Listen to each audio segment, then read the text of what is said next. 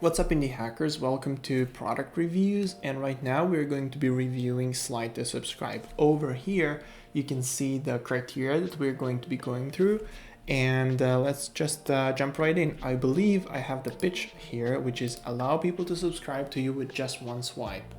So let's start with the first point, which is what do I think your product does versus what you say it does. What I think when you say this pitch is this is some sort of a widget that I can include on my blog or a website where with a single like a script tag or something that will render a slider that I can sort of like put my thumb on with on the mobile, or just use my mouse to slide and kind of subscribe to your feed or like an email list. This is what I believe it does. Let's see if on the landing page we actually get that. And yeah, right away I can see that there is this little slider, which is kind of cool.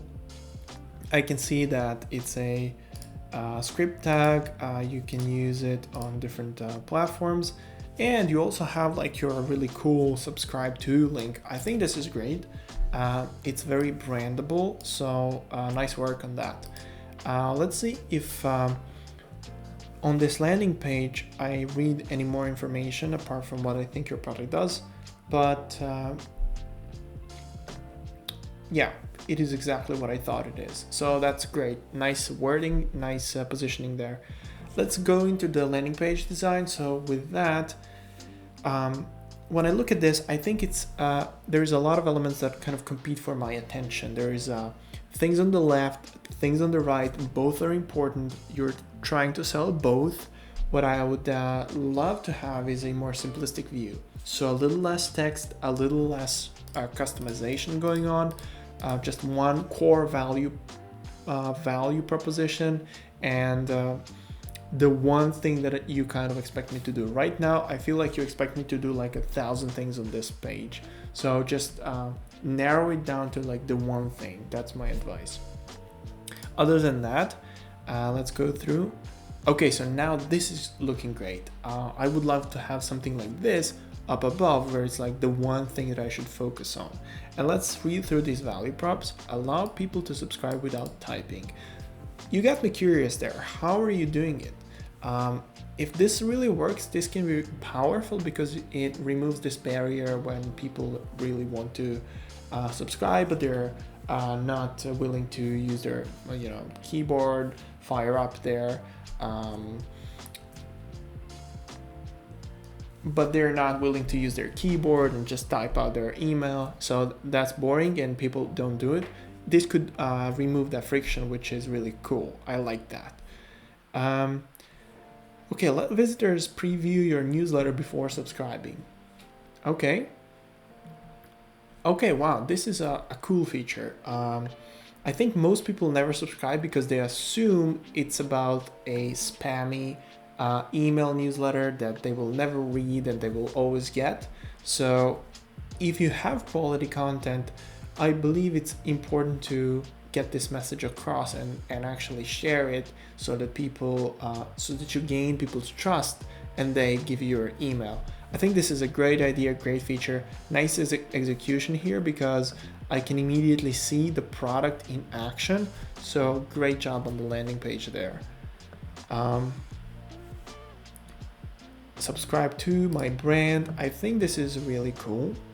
I think, as I said, this is very brandable.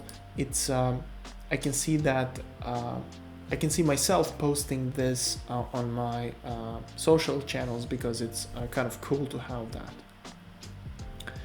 And then get the subscribe bar. Okay, this is for mobile. I don't think I would use this on my website because first of all, it's at the top. Nobody's going to stretch their fingers and do that gymnastic to slide at the top.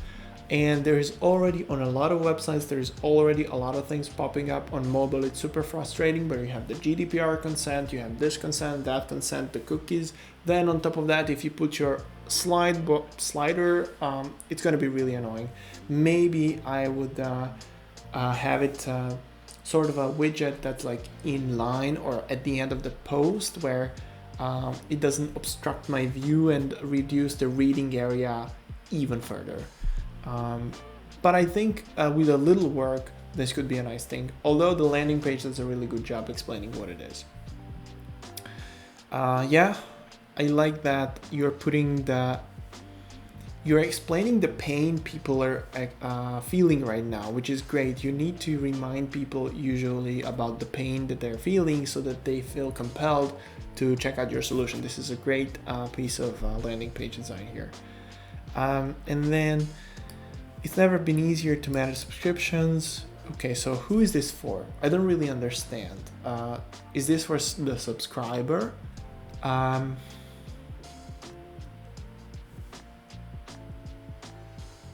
Okay, I don't think, well, because you're not selling to subscribers, you don't really have to pitch the subscriber experience. If I was considering buying your product to put it on my blog, I don't really care what the subscriber experience is, because whatever it is, the bar is so low now that it's probably going to be better and I'm going to be fine. So don't pitch it as loudly. You could probably put like social proof here, or something more valuable to you, because you're now pitching to the buyer of your product. Okay, this is really cool. Integrations are really great. They can take you a long way, and especially if you can tap into the communities and enthusiasts of people who use these kind of products, it's a really great way to get your foot in the door. Okay, yeah, I understand this value prop. This is a great one. I feel compelled about this thing. Frequently asked questions. How do I use this on my Medium blog? Okay, understand. Okay, solid questions. I like that there isn't too many. What I would like to see is like one additional button that takes you to the documentation if you have a question that is not addressed here. And then about, I don't really know why you have this. I don't think anybody's going to go through the effort to read this, really, honestly. Okay, so that would be the landing page. I think it looks great. There's a lot of useful stuff. I like that you're showcasing the product in action, in line. That's really cool. But the two things that I would point out is a lot of information above the fold, streamline it, get it to one thing that you want people to do, and then here, no need to pitch the subscriber experience. Okay, so the next thing is it easy to get started? And I'm just gonna try and sign up here. Let's just try and use my email. Okay, so I need to get a confirmation link. Let's see if I actually get it. Okay, sign in. Okay, I like the password to sign in. And okay, wow, this is nice. I like the dashboard design. I don't really know what this is, but I like this design. It's kind of clean, fresh, modern, great job. And I must say it was relatively easy to get started. What do I see here? Well, I can see my subscriptions. Is this like the subscriber view or the customer view where I'm supposed to be able to embed a widget? What I would like to see after I log in is kind of like, how can I put my widget on my page?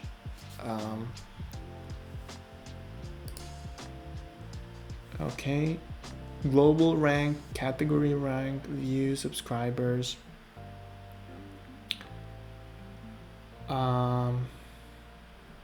I don't really understand this ranking. What I would like to see is this graph, but I guess the subscribers and non-subscribers are still important. So why is this done? I hadn't done it. Come back tomorrow for more tips. Okay. Add the embeddable. Okay, so this is the actual code. Copy the code. Let's just try it. It's gonna be code sandbox.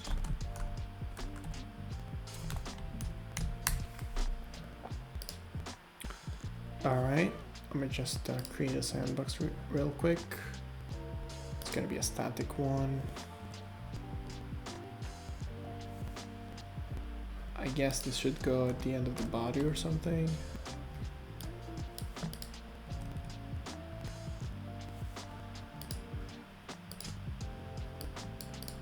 Okay, let's see.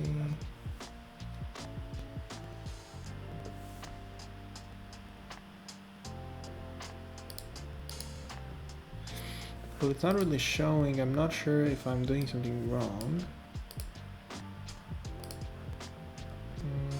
Maybe embeddable, like an iframe.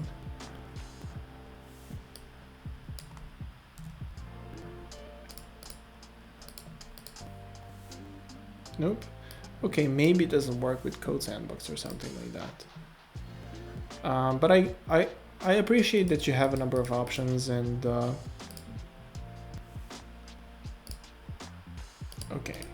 okay, I understand. So this product looks really cool. There's a lot of different things. Okay, so this is my newsletter.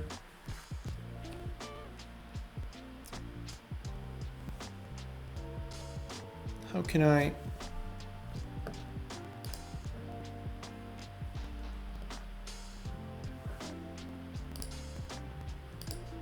Okay, so I don't see how I can connect with one of my MailChimp accounts or something like that.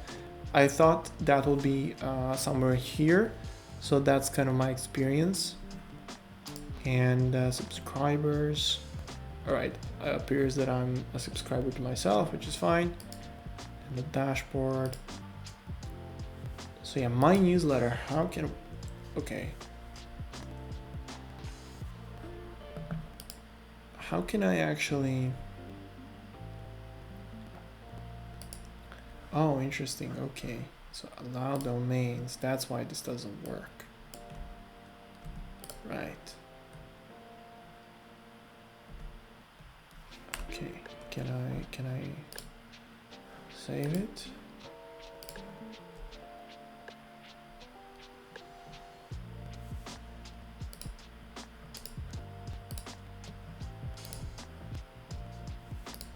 No, okay, perhaps I need to host it myself, but my comments on the product is it's relatively easy to get started. I like the password to sign in. I like the look of the dashboard, it's really pretty. I don't understand how I'm number 35 in the world. These ranks are kind of confusing, but I do understand the view, subscribers, unsubscribers, and tips. Okay, what the product does well, I already told you, it looks great, and I think it does offer a few very valuable features like the preview, one slide to subscribe. Those things reduce friction and improve conversion rates, especially for people who have really high quality content in their newsletters. So that's a really valuable thing that I think the product does well. So finally, would I pay for it? Let me try and figure out the pricing. Is there a way for me to kind of sign out? Yep. And let's go through. Is there a pricing page at all? Medium, terms, privacy, leaderboard. Appears there's no pricing, so I guess if it's free, I would use it. Swipe to subscribe. Okay, let me subscribe.